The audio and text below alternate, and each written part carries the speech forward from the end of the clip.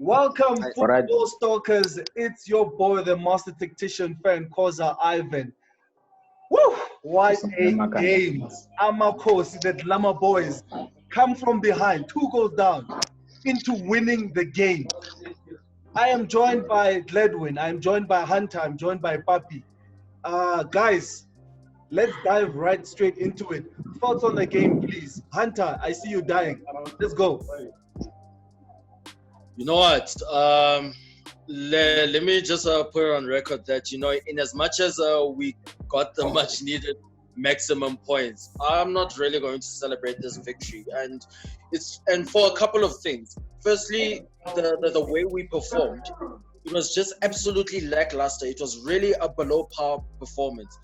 Yeah, credit to the guys for stating that comeback, but why did it have to take over 70 minutes for Kaizer Chiefs to actually stage that comeback? Why did it take 70 minutes for Kaizer Chiefs to really show up in the game when they were not showing up at all? First half was absolutely shocking.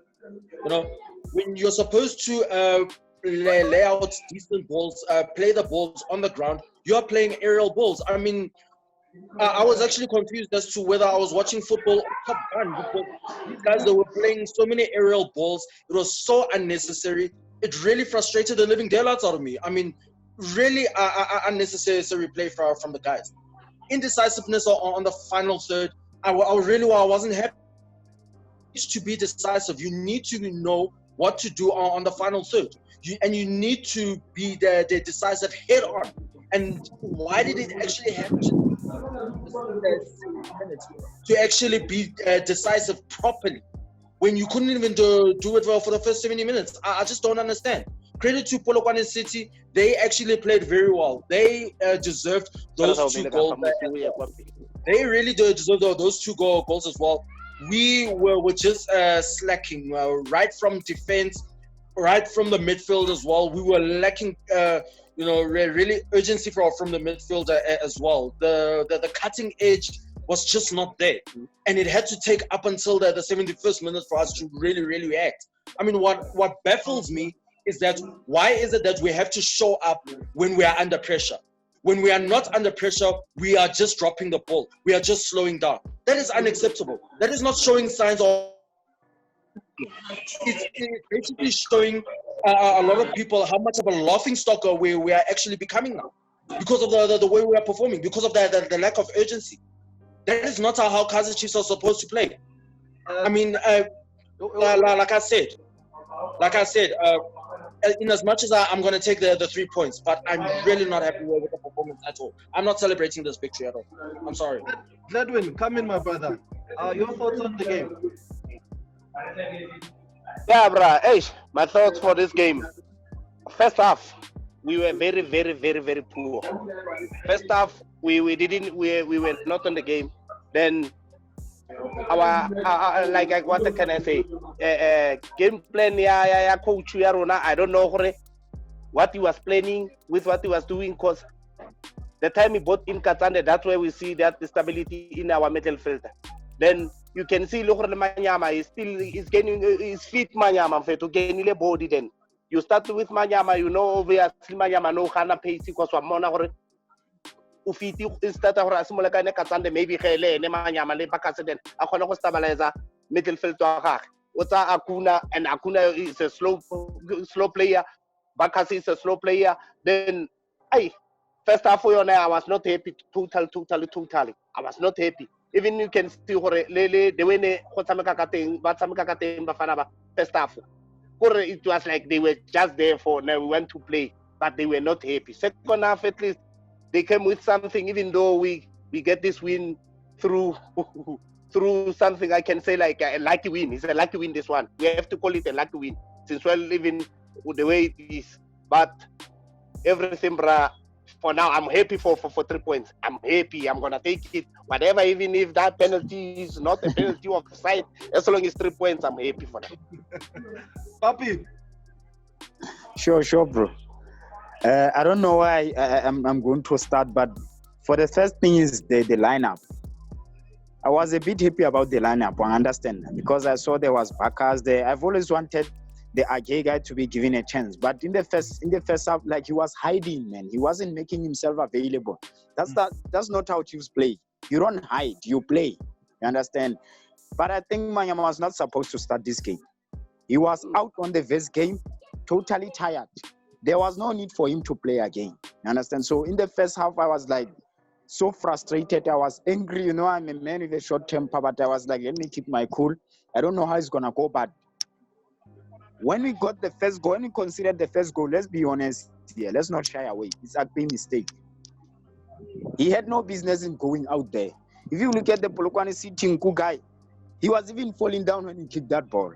There was no need for Akpe to come out. Like, overexcited out here. I don't know for him. You understand? Then in the second half, okay, I was a bit... I don't like Park. I don't know why they play. For me, he's taking space for others, but today he did very well. In terms of... okay, let me reverse my comment. In terms of Ake, you saw the position he played immediately after in the second half. I think that's where we want him. That's why we needed him. He was more of a better player, the center back. He was more of a better player when he was playing just with Cardoso there. Credit should also go to Daniel. He played very well. For me, he was my man of the match. Samir is the ever hardworking. You don't take that away from him. Until it's over, that guy doesn't rest. But Manyama should sit out for the Celtic game. So I'll take the 3 points. We needed it, but like, nah, man, this is not what Chiefs is. Chasing the game, not knowing what to do. Like, we need to be there. We are Kaizer Chiefs. I always say this thing. We are Kaizer Chiefs. You understand? We need to show people that we are Kaizer Chiefs. Okay, so but here's my analysis, ne? And you guys can come in and tell me how you see it. So we spoke about substitution, that in this race, the one who's smart in their substitution will eventually win. And today we saw with the 3 subs that coach implemented in putting in Parker for Frosler and taking out Sussman for Mpahlele, it worked for Chiefs. And also bringing in Katsande for Barkers, it brought stability to the team. And you guys started playing more. I mean, look, apart from Nurkovic, the 2 assists, but they come from Parker. So he did have an effect in the crosses that he put in the 2 corners. Nurkovic, ever brilliant, who for me deservedly man of the match, and he effectively changed the game. Yes, but we can't take away the fact that coach saw that it wasn't working out. I was also looking at the lineup of Chiefs. I looked at it and saw, okay, this Chiefs lineup is more of a ball-playing team. I mean, there's Billiard, there's Lazarus, Nurkovic as a striker. You've got Manyama, you've got Barkers. And touching on Manyama, I know with the Vets game, Manyama was tired towards the end of the game. But we mustn't forget that he is topping the chart in terms of assists this season. So he's your influential player. So I can understand from a coach's point of view that if you bench him and it doesn't work out, then you'll be like, why Manyama wasn't playing? So you're essentially going to play him, and if he's not affecting the game, then maybe you can sub him. But all in all, initially when you saw the team, you're like, okay, Chiefs is a ball-playing team, but it didn't work out. Polokwane were all over you guys. Matoho was uncomfortable. The strikers playing behind him. Cardoso was not seen. Kaizer Chiefs as a whole was not there. Nurkovic was marked. But the second half, the mentality changed. And Chiefs deserved to win the game, even though they didn't start well. Look, I believe that Polokwane didn't take their chances, so they don't deserve to win this game. Hard luck. And Chiefs, in this case, took their chances and they won. But based on what I just told you guys, what do you guys think? You mentioned Kambole, right? Mm-hmm. As much as he missed a sitter, I think he did quite well, man. Like, especially in the second half, he tried to keep those defenders busy, especially on that left-hand side, whereby Nurkovic was on the right-hand side. You understand? I know people are gonna take that goal, no man, he missed a sitter and everything, but if you look at it, he was trying to push them. Polokwane City were attacking us from the wings. You understand? They knew Samsung and who's this guy? Froza will always go forward. Yeah. So in the second half, I think the coach told him, you know what? Go at them.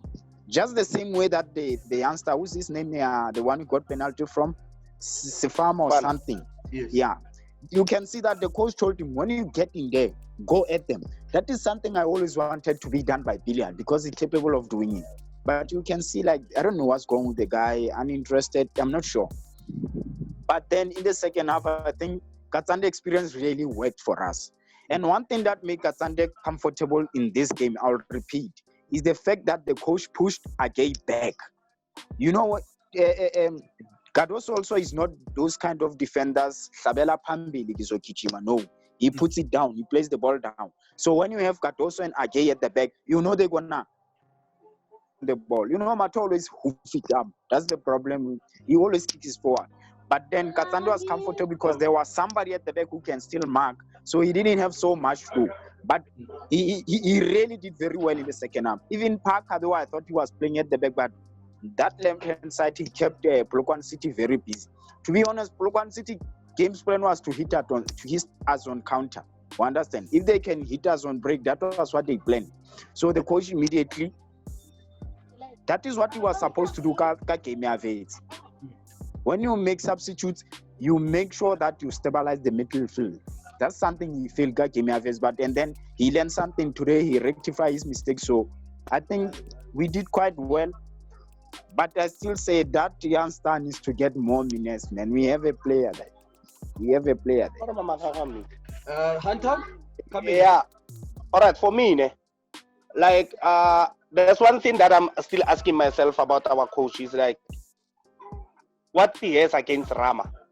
Because sometimes you can see that the way like he played Sussman he was playing on the left hand side.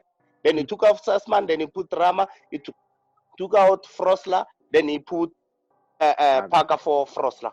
But there's one thing that we can ask ourselves from the start, because the first, I think the first half, we didn't have a marshal. The marshal of the defense, we didn't have anyone who marshaled the defense. That is why our defense was looking like the Barcelona yesterday defense. But the other thing, that's why, because he did see that these people, they are stabilizing through the wings. Then that's why he put Parker on the wing. Then obviously Kambuli, he did the best for today. That's why he did push the Akuna at the back, because he took Rama. He was playing as a right winger. I didn't see Rama play as a right back because he used Rama as a right winger. That's why he pushed Mato on the right flank to play pushing right back. But with our coach, sometimes I'm gonna say this. I usually support him, but today I'm gonna go with this, that our coach doesn't have plan B. Our coach only have the plan A of this playing high ball. He don't want these guys to play carpet football. That's what we want to see on our players. Because if you can see, each and every ball they get, scope and donor. Each ball, scope and donor. Then that's what we don't want to see. But after at least they score that first goal, then we see the Chiefs that we knew that this is a case of Chiefs that we want to see each and every time when they are playing. Before I come to you, Hunter, Chadwin, so I'm a billion. Now I know he's been getting a lot of slack in the previous game, and, or maybe essentially this season his commitment has been questioned due to the club. Now looking today, like I said, I saw the lineup as a ball-playing team, and if we compare that game to the game, his performance wasn't the best, but it was better. So my question is, do you think that if he plays in more of that system, you're gonna get the best out of him, or are you then convinced that he's not for cheese? He doesn't want to be a cheese. He must just. No, I won't say that. I won't say that he must go. Billiat is still the best player. The thing is that for me, on my side, or on my opinion, can I say that? Because Billiat, for me, now we come through from lockdown. Even though before we go to lockdown, it was still the same Billiat that we see now. But I think Billiat, the coaching system is the one that is not fitting Billiat. We can say that whatever or what, I don't know. But for me, I think Middendorp testing is not suitable for Billiat, because if you can remember, Billiard is a player that you give him, you just said, you don't want to tell, you just give him that go and play what you used to play. You don't have to give Billiard instruction, go and stay at the left wing or go and play in the middle. Just say, go and play for me, give me what I want, Billiard. That's what will get the best out of Billiard, because if you give him free role, he will give you what you want. Anton? I agree with the two gentlemen here. Just on my side, the substitutions, you're correct. They really made a difference. It's what we needed. There were some players there that shouldn't have started the game. I feel Billiard shouldn't have started the game because I saw tired legs in him. And then I feel Manyama shouldn't have started the game. I mean, he was just dead tired. And another thing about Manyama, he has gained weight. I mean, before the lockdown, he was as fit as ever. He was like our anchor man. He was the playmaker for us. But then when we came back from the lockdown, this guy had gained weight. Like, what has he been doing during the lockdown? And it's a worrying factor for me. But you know what? I'm just going to go back to what I said previously, that the urgency needs to be sorted out, because what Chiefs are supposed to do, and this is what Middendorp is really supposed to fix.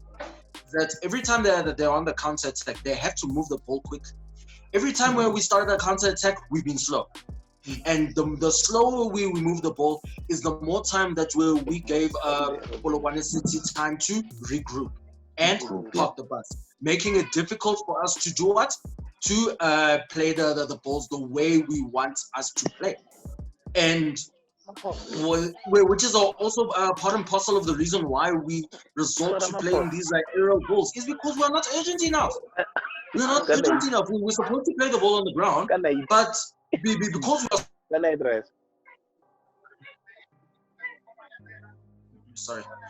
because we are so slow on the counter attack, that is why given our opponents time to regroup and make it difficult for us to actually penetrate them. And if you actually have a look at the way we've been scoring our goals this season, most of our goals have come from set pieces. The most dangerous, whether it be a free kick, whether it be a corner kick, especially because normally whenever there's a corner kick, the first person in which the ball is going to land on is Nurkovic. And Nurkovic is either he's going to hit the ball or he's going to. What about open play? That is where we are lacking, and we only managed to get it right. Why from the restart? Because why Polokwane City did not even have time to regroup on the restarts, and that is why we took advantage of it. It was a brilliant goal by Nurkovic. Props to him for that. But then, wow, what about the other instance? All right, and then with regards to Gambole, this guy, he really showed up today. He really showed signs of improvement. Yeah, he showed signs of improvement, and I was really happy with his performance. His goal will come. I mean, Kulani Zulu, he did well by laying the ball to him, and I was like, you know what, Kambole, he converted. And yeah, it was just unfortunate that the ball couldn't even go into the back of the net. But besides that, this guy has been keeping the defense of Polokwane City very busy. I'm really happy with his performance. He has finally showed up, and it's only a matter of time before he actually puts the ball into the back of the net. In fact, when we got that penalty that was won by Sifame, that penalty should have gone to Kambole, because he knows how to slot in penalties. He knows how to slot in penalties. He's been a regular penalty taker for Zesco United in the Zambian league, and he hardly misses a penalty. So now, if you're gonna give it to the likes of Cardoso, which okay, fine, he's our regular in terms of taking penalties, but he also has a tendency of missing stupid penalties as well. This But is stupid penalty. So in the defense of Cardoso, yeah. he's been your penalty taker. He's been scoring them, and as much as the score was 3-2, there was also a possibility that Polokwane City could equalize. So it wasn't in a situation where you like, let's give it to Kombole. If he misses it, it's okay. So I understand, from my point of view, I understand Cardoso being the one to take the penalty because he's been your penalty taker this season. But guys, let's touch on Nurkovic. The guy is a beast. You know, I'm looking at the game against Vets. I'm looking at all the other games this season.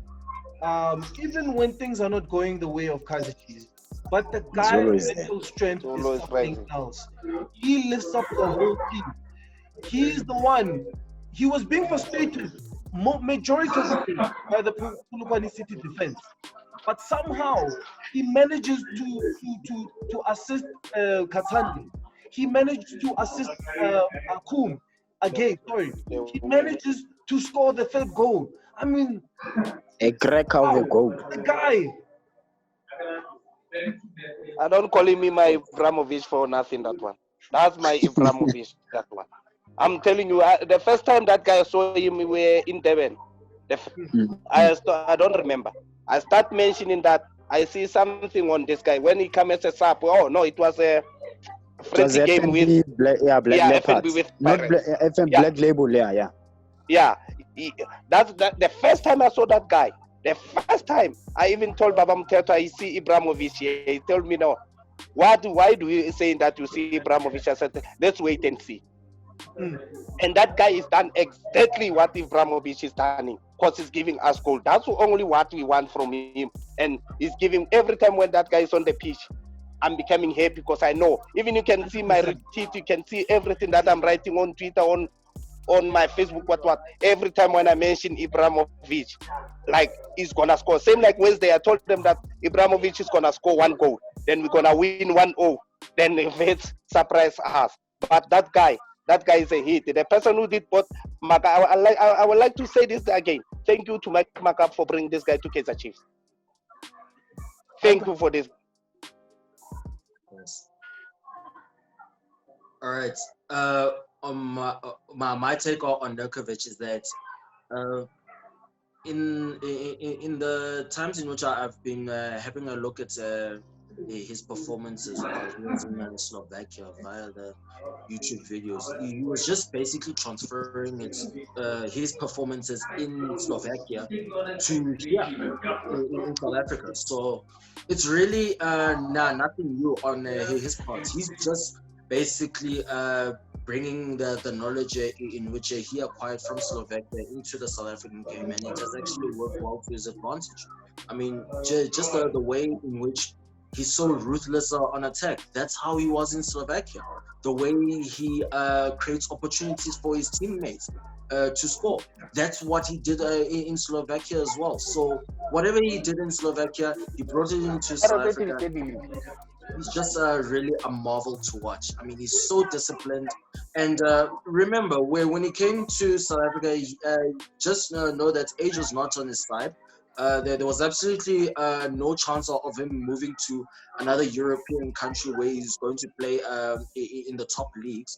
So when an opportunity to actually play for Kaizer Chiefs arose, that is when he actually said, you know what, that's the team that he's going to play for. And he just delivered what we've been longing for a very long time. I mean, in as much as we can slate Coach Mirando and all, but he actually has a hand in bringing Nurkovic into South Africa, because he has contacts with his agent friends, and he told one of his agent friends from overseas that, look, I'm really in desperate need for a striker. And that's when the friend really did some digging, and that's when Nurkovic came about. And it just took a few minutes of a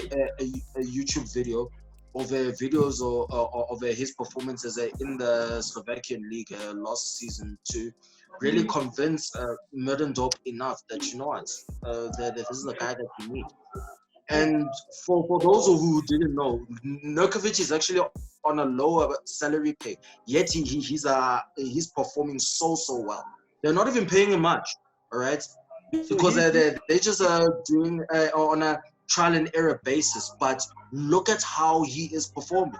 So I'm just anticipating that when an opportunity for Samuel Nurkovic arrives for him to actually extend his contract, they're gonna offer him a really improved salary by a huge margin. And you know, he actually said so himself that you know what, this is not about the money. He actually wants to.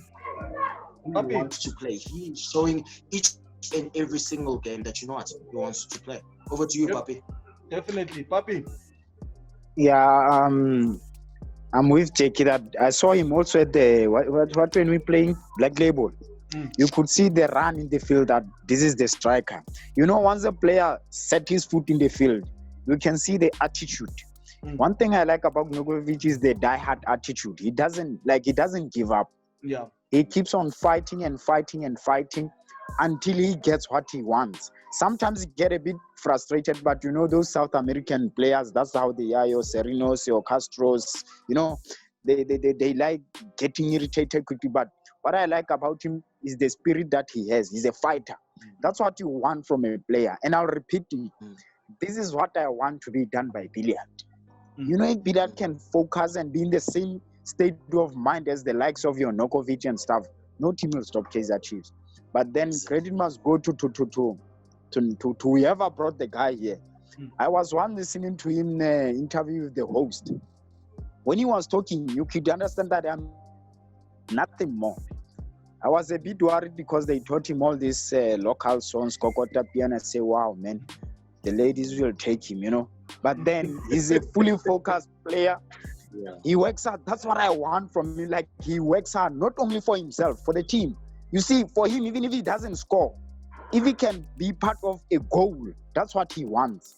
That's what you want from a player as a supporter. That's what you want from a player as a coach. That's what you want from a player as your teammate. You understand? He fights so hard, man. Look at the goal that he scored today. Really? Look at that goal that he scored today. A cracker.